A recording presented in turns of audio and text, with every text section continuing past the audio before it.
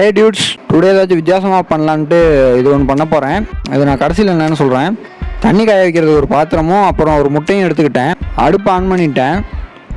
தண்ணி இருக்க பாத்திரத்தை எடுத்து அடுப்பு வச்சேன். தண்ணி கொதிச்சிருச்சு.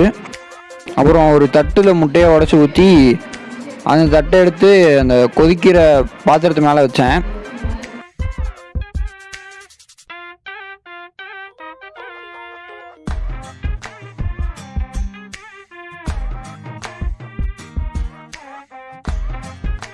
கொஞ்ச நேரத்துக்கு அப்புறம் மூடி வச்சேன்.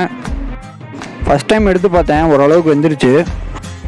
இப்போ நான் என்ன பண்ணுறேன்னா, நீராவி சூட்டில் நம்ம ஆஃப் பாயில் போட முடியுமான்னு நான் ட்ரை பண்ணுறேன்.